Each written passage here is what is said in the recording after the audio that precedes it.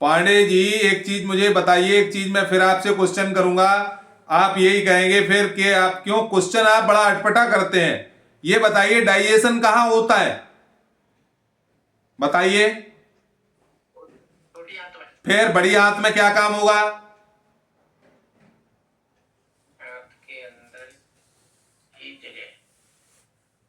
Okay,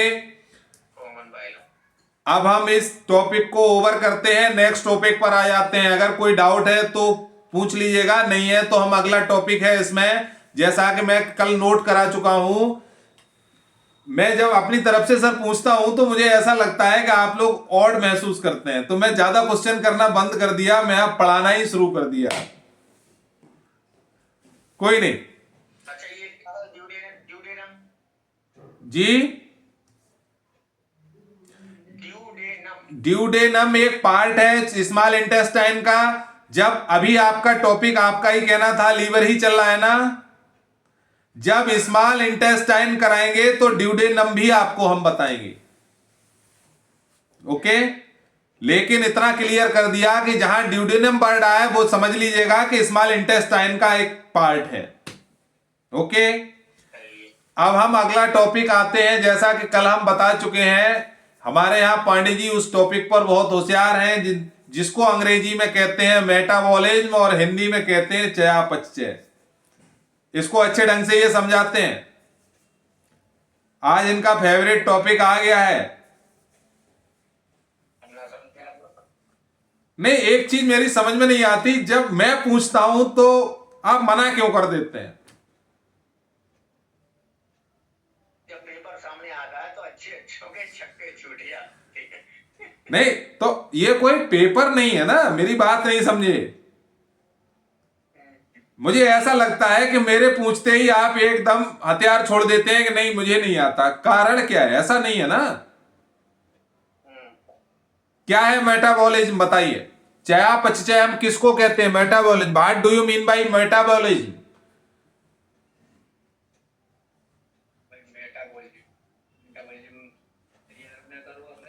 कोई बात नहीं है, तैयार नहीं किया है तो कोई बात नहीं, हमने तो तैयार किया है। आप इधर आ जाइए, आप अपना सुंदर सा चेहरा इधर घुमा लीजिए एक अच्छी मुस्कान के साथ। ओके, क्योंकि आज इन्होंने हमें मिठाई में स्ट्रॉबेरी दी है भाई। ये कही कि आप हमसे कहते हो मिठाई नहीं खिलाते, हम आपको स्ट्रॉबेरी दे रहे हैं, स्ट्रॉबेरी खाइए आप।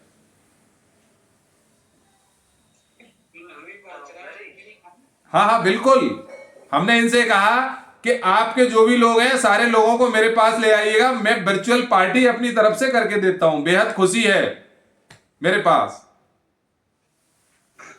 चलिए जी,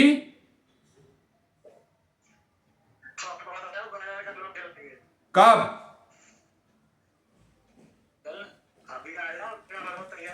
तो फिर क्लास खत्म करते हैं, गरम बनवाइंट चयापचय। दूसरी चीज, मुख्तियार जी कहां गए?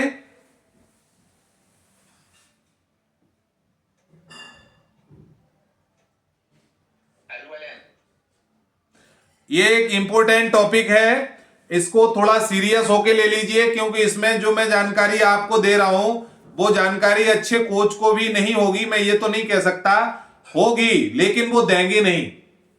तो इस टॉपिक पे बहुत इंपॉर्टेंट चीज है, आप नोट करना चाहे कर लो, समझना चाहे समझ लें। मेटाबॉलिज्म मानव शरीर की है क्या? मेटाबॉलिज्म पहले तो ये देखिए, मेटाबॉलिज्म मानव शरीर की कोशिकाओं में होने वाली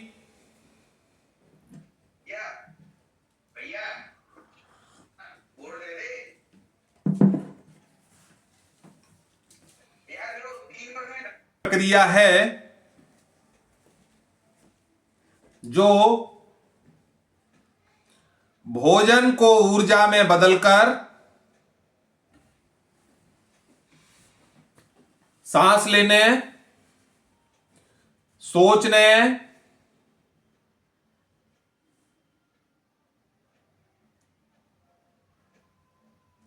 पाचन और विकास जैसे कार्यों को सुचारू रखती है।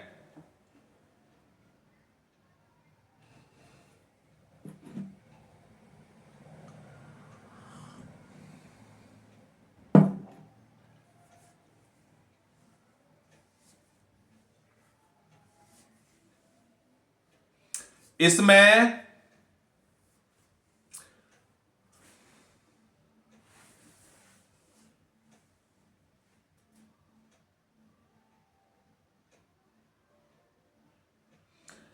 उपचय, इसमें उपचय,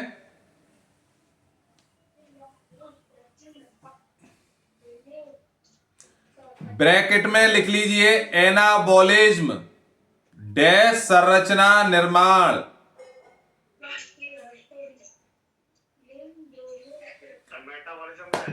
जी,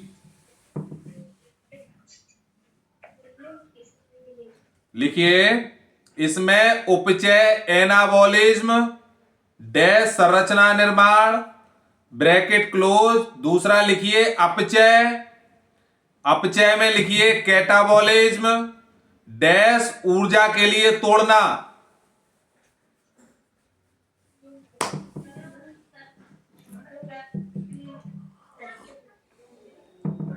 शामिल है।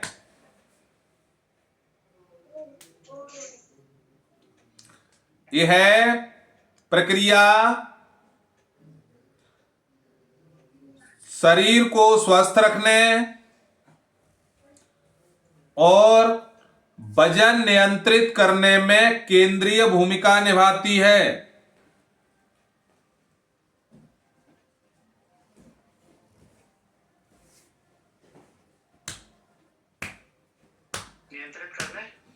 नियंत्रित करने में केंद्रीय भूमिका निभाती है।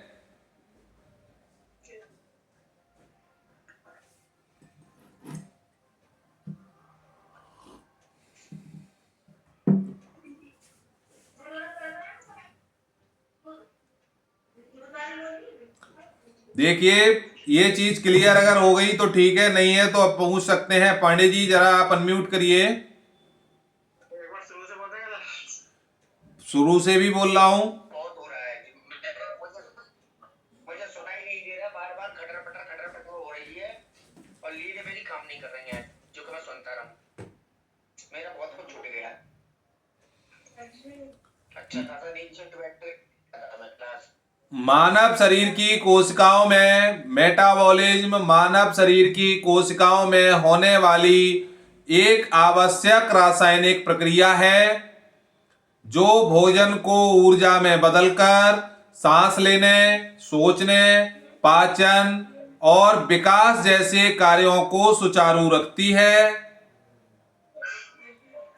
इसमें उपचय ब्रैकेट में एनाबॉलिज्म संरचना निर्माण और अपचय कैटाबॉलिज्म ऊर्जा के लिए तोड़ना शामिल है। यह प्रक्रिया शरीर को स्वस्थ रखने और वजन नियंत्रित करने में केंद्रीय भूमिका निभाती है।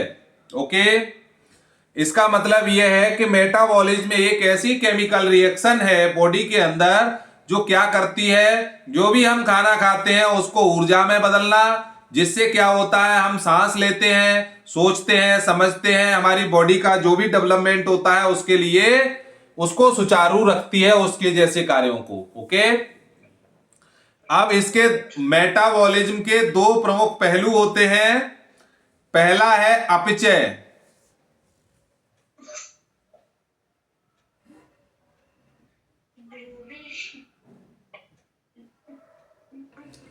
अपचय को बोलते हैं इंग्लिश में कैटाबॉलिज्म।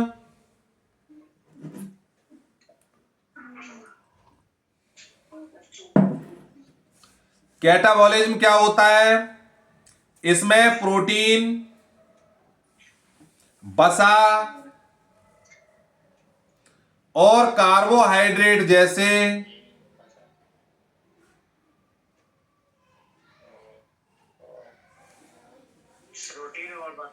इसमें प्रोटीन, वसा और कार्बोहाइड्रेट जैसे जटिल अणु सरल अणु में टूटते हैं।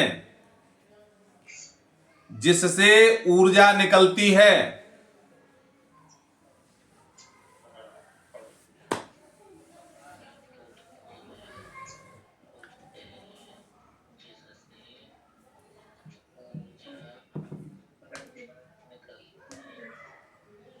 जिससे जिससे ऊर्जा निकलती है। दूसरा है उपचय, एनाबॉलिज्म।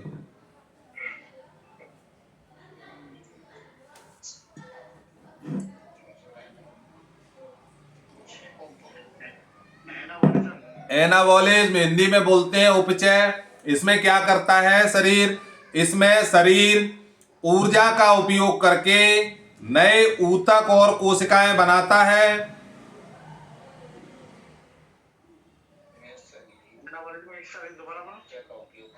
इसमें शरीर ऊर्जा का उपयोग करके नए ऊतक और कोशिकाएं बनाता है।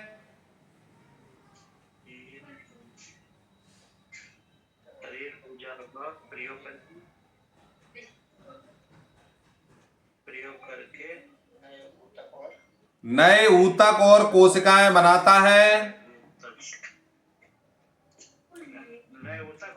कोशिकाएं बनाता है, जैसे मांसपेशियां या हड्डियों का निर्माण।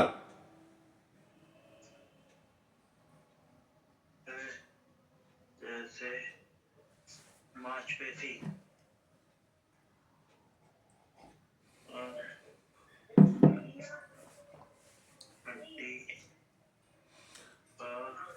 नेक्स्ट है आधारभूत चयापचय दर। आधारभूत चयापचय दर।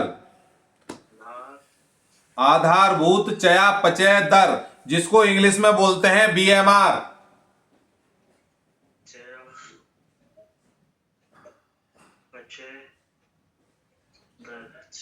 इसको इंग्लिश में हम बीएमआर बोलते हैं। ये क्या है? यह आराम की स्थिति में शरीर द्वारा बर्न की जाने वाली कैलोरी की मात्रा है। स्थिति में बर्न होने वाली मात्रा है। यह आराम की स्थिति में शरीर द्वारा बर्न की जाने वाली कैलोरी की मात्रा है, जो उम्र, लिंग और मांसपेशियां एवं हार्मोन से प्रभावित होती है। मांसपेशियां एवं हार्मोन से प्रभावित होती है।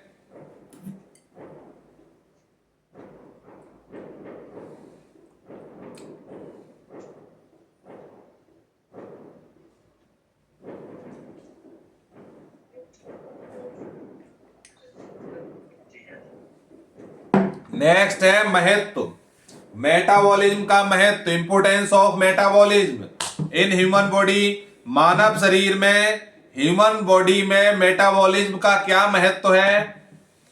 अच्छा, मेटाबॉलिज्म क्या काम करता है बताओ।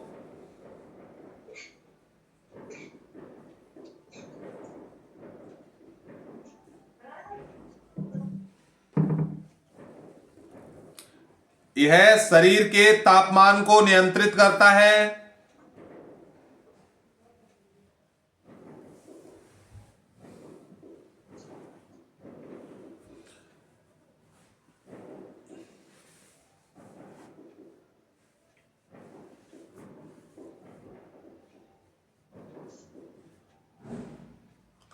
यह शरीर के तापमान को नियंत्रित करता है।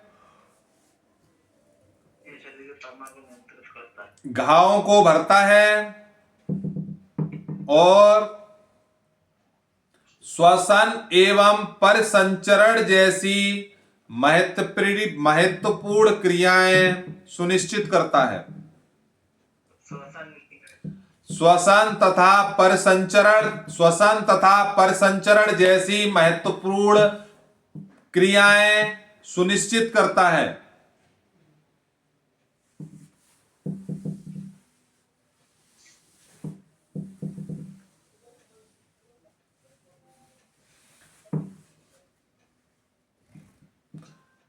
नेक्स्ट है प्रभावक कारक।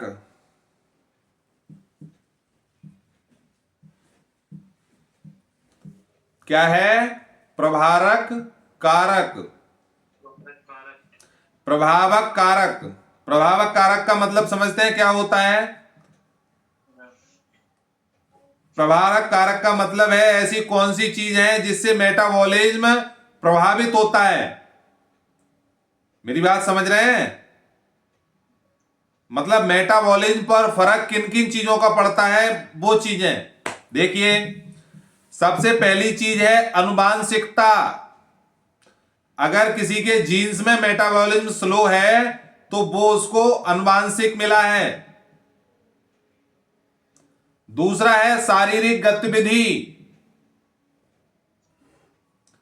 नींद,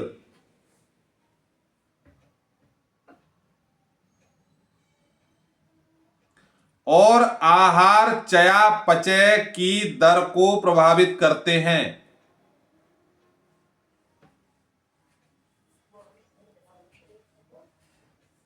आहार चयापचय की दर को प्रभावित करते हैं।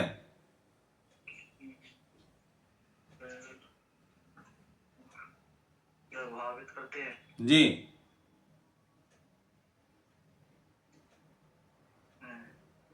प्रभावित करते हैं।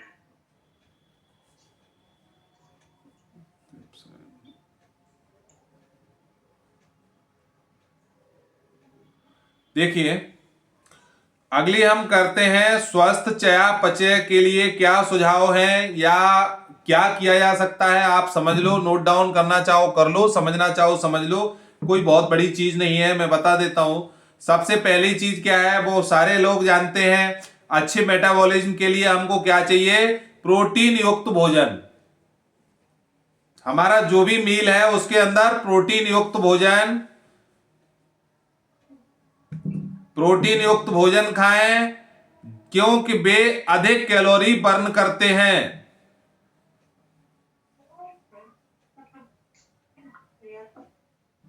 नियमित व्यायाम, इसका इससे कोई ताल्लुक नहीं है कि वो कमजोर है पतला है। नियमित व्यायाम चाहिए, बॉडी का मूवमेंट रेगुलर हो। तीसरा, अगर किसी को कोई बॉडी का चैलेंज है तो वो 9 घंटे नींद लेगा, अदरवाइज 7 घंटे नींद, 7 से 9 घंटे नींद।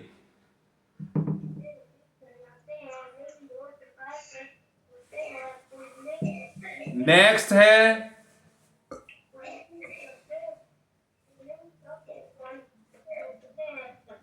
कैप्साइसिन। कैप्साइसिन और दालचीनी जैसे खाद्य पदार्थ को आहार में शामिल करें।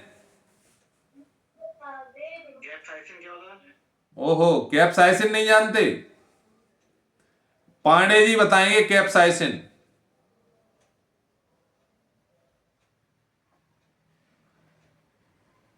पांडे जी।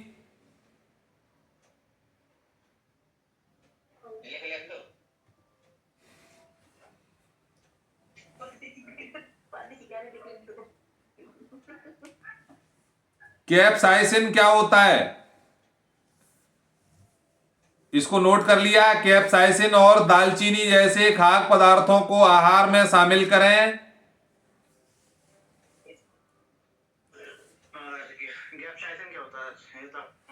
तो पांडे जी बता रहे हैं, पांडे जी बताएंगे।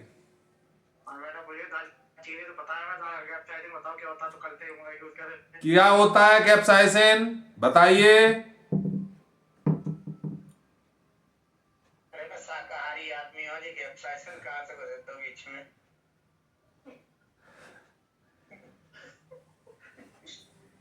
बेहद अफसोस है पांडे जी, चलिए मैं बता दे रहा हूं। कैप्साइसिन हरी मिर्च को कहते हैं, हरी मिर्च।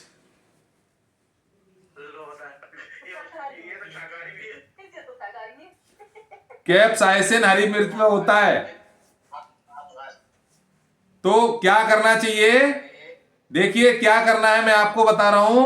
जो भी सैलड इस्तेमाल कर रहे हैं उसमें थोड़ी हरी मिर्च, एक हरी मिर्च काट के आप डाल लीजिए छोटे पीसेस में, अगर कर सकते हैं तो। अदरवाइज सैलेड में नहीं ले पा रहे हैं, सब्जी में लाल मिर्च की जगह हरी मिर्च कर सकते हैं। ओके, आगे चलते हैं। चयापचय में खराबी, थकान, वजन में असामान्य बदलाव। जी, चयापचय में खराबी से क्या क्या होता है? थकान, वजन में असामान्य बदलाव, मांसपेशियों में कमजोरी जैसे विकारों का कारण होता है।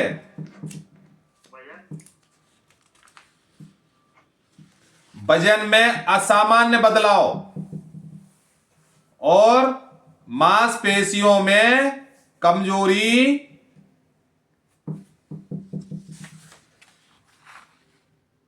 जैसे विकारों का कारण होता है।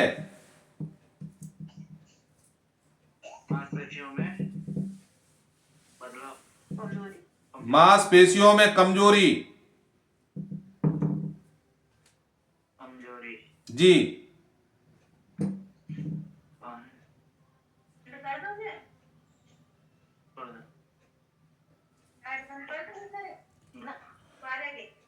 अब ये टॉपिक भी आपका ओवर हुआ। नेक्स्ट टॉपिक की तरफ हम चलते हैं। अगर आप उसको भी करना चाहें और अगर सेशन को बाइंड अप कराना चाहें तो हमें बता दें। और वैसे नेक्स्ट टॉपिक आपका है, जैसा मैं कल बता चुका था, रक्त प्लाज्मा, ब्लड प्लाज्मा जिसको बोलते हैं।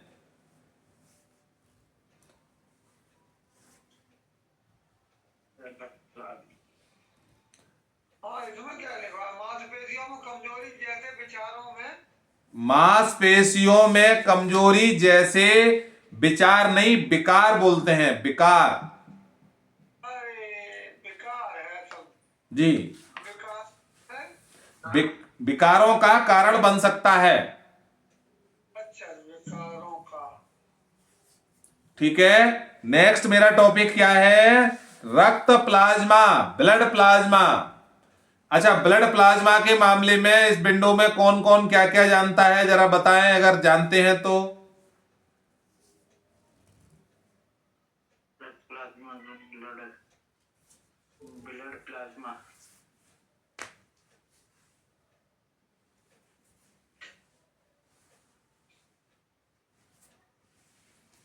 जी मुख्तियार जी, हाथ दर्द करने लगा क्या? नहीं था। मुझे लगा ऐसा कुछ हाथ दबा रहे हो, मुझे लगा दर्द करने लगा। बात कर रहे हैं। हाँ। जी, रक्त प्लाज्मा क्या होता है मुख्तियार जी, जानते हैं क्या? नहीं सर, प्लाज्मा हमने पूछा था कल ही, पूछा था आपसे। तो इसीलिए तो आज ही टॉपिक करा दिया आपने, कल पूछा आज बता दिया। हाँ भाई पांडे जी। हाँ, सुन रहे हैं। ये तो मुझे भी लग रहा है सुन तो रहे हो, लेकिन हम भी चाह रहे हैं हम भी सुन लें आपसे कुछ।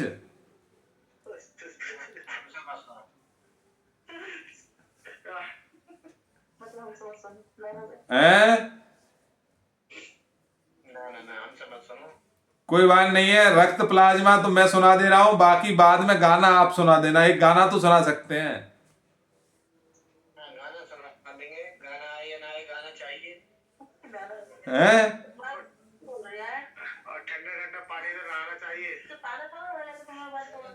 चलिए, रक्त प्लाज्मा क्या होता है, बहुत इंपॉर्टेंट चीज है, समझ लीजिए क्या होता है। लोग यही नहीं समझ पा। जी, आराम आराम समझियो, आराम आराम समझियो, दिमाग में घुसने चाहिए। अब देखिए दिमाग में घुसने, यहां दो चीजें हैं, मेरी बात समझो। मैं जो कह रहा हूं उसको समझने की कोशिश करो। दिमाग में घुसने के लिए पहले दिमाग को खाली करना पड़ेगा, जो उसमें अदर चीजें भरी हुई है उनको बाहर निकालना पड़ेगा, तभी तो घुसेगा। अब एक 7 सीटर गाड़ी, उसमें 9 आदमी पहले से बैठे हैं और अगले को और घुसाना है, तो उसमें से किसी को तो उतारना पड़ेगा। नहीं नहीं नहीं, दिल में गुंजाइश कर लो और गोदी में बिठा लो। चलिए, मैं इसलिए बता रहा हूं, मोस्टली लोग यही नहीं जानते हैं, क्योंकि मुझसे एक ये क्वेश्चन किया था लड़की ने कि सर ब्लड और ब्लड प्लाज्मा में क्या अंतर है, what is the difference between the blood and blood plasma. Okay, तो ये समझना बहुत जरूरी है। देखिए, लिखिए, मैं नोट करा देता हूं। ब्लड प्लाज्मा मानव रक्त का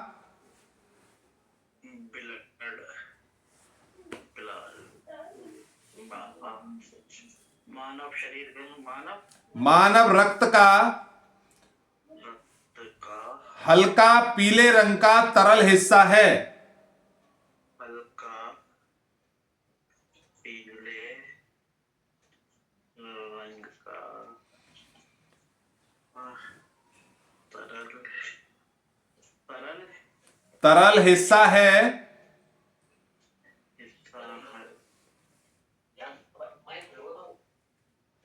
दोबारा रिपीट कर रहा हूं, रक्त प्लाज्मा मानव रक्त का हल्के पीले रंग का तरल हिस्सा है, जो कुल रक्त की मात्रा का लगभग 55% होता है। जो कुल रक्त की मात्रा का 55% होता है। अब ये मत कहिएगा कितना होता है ब्लड प्लाज्मा, मैं पूछ सकता हूं ब्लड में ब्लड प्लाज्मा कितना होता है।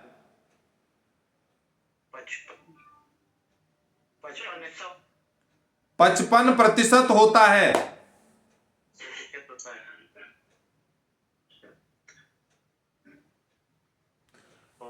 आगे चलते हैं, इसमें बहुत बहुत इंपॉर्टेंट चीजें आ रही हैं। जैसे कि हमारे यहाँ जब सेमिनार होता है तो एक से एक बढ़कर आता है। अब प्रेसिडेंट टीम आएंगे, अब 20 के आएंगे, अब 30 के आएंगे। उसी तरीके से आगे क्या है, यह 90 से 92% पानी से बना होता है। अब आप ये समझ लीजिए पानी का इंपॉर्टेंस क्या है बॉडी में।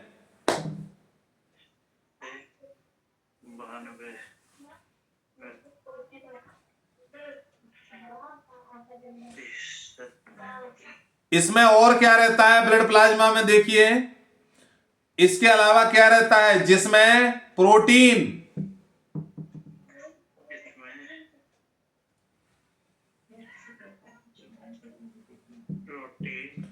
प्रोटीन में भी ब्रैकेट में लिख लीजिए 2 प्रोटीन, जैसे एल्ब्यूमिन, एल्ब्यूमिन और एंटीबॉडी। एल्ब्यूमिन और एंटीबॉडी जी, ब्रैकेट क्लोज। प्रोटीन में 2 हैं इंपोर्टेंट, एल्ब्यूमिन और एंटीबॉडी। और क्या रहता है इसमें प्रोटीन के अलावा, ग्लूकोज रहता है, हार्मोन रहते हैं। जैसे हो गया, जैसे एल्ब्यूमिन और एंटीबॉडी, हाँ ये 2 है। हाँ, प्रोटीन में और ग्लूकोज रहता है, इसमें हार्मोन रहते हैं, इलेक्ट्रोलाइट्स रहते हैं।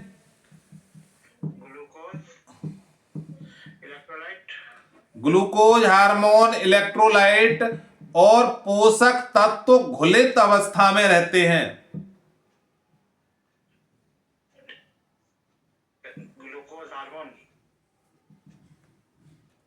ग्लूकोज कॉमा हार्मोन, ग्लूकोज अलग चीज है, हार्मोन अलग चीज है। ग्लूकोज, हार्मोन, इलेक्ट्रोलाइट्स ये भी अलग है, और पोषक तत्व घुलित अवस्था में रहते हैं।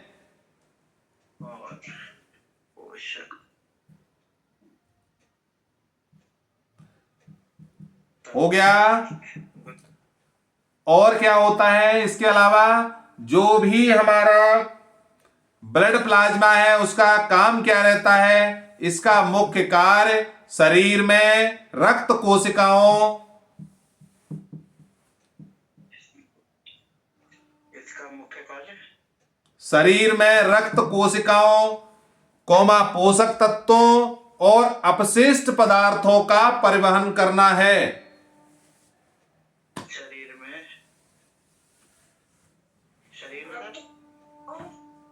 रक्त कोशिकाओं, पोषक तत्वों और अपशिष्ट पदार्थों का परिवहन करना है। रक्त कोशिकाओं और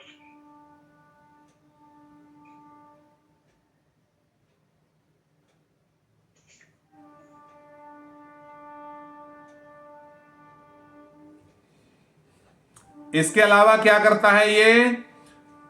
ब्लड प्रेशर को नियंत्रित करता है, रक्तचाप को नियंत्रित करता है और प्रतिरक्षा प्रणाली को सहारा देता है।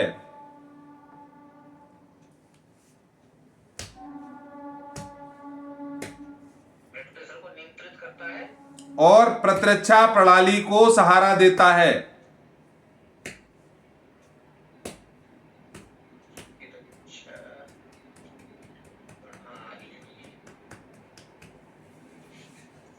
प्रणाली को सहारा देता है।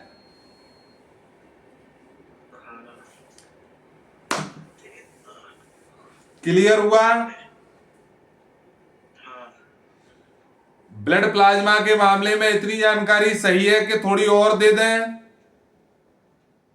एक बार ये रक्त कोशिकाओं और यहाँ मुझे बता दिए बीच की यारी नहीं मुख्य कार्य।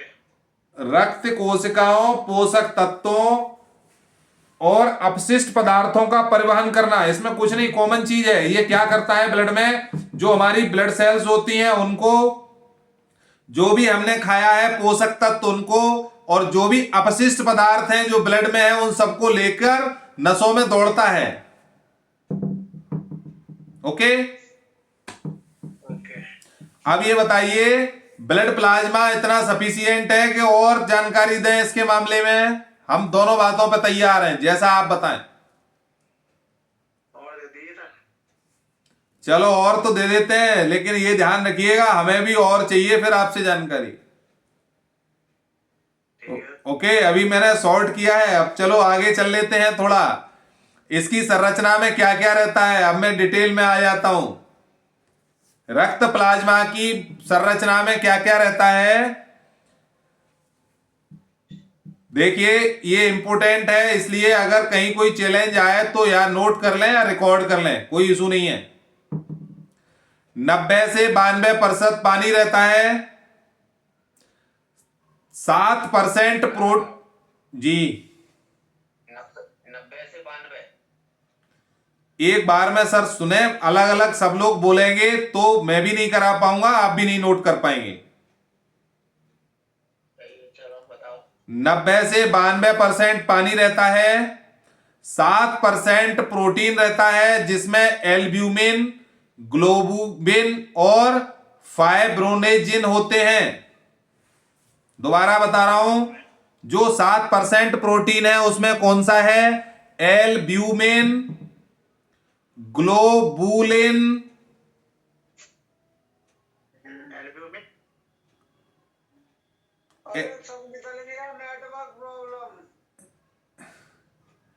Albumin, globulin.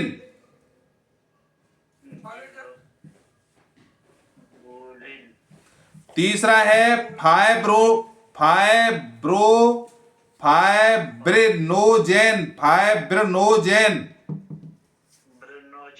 ठीक है?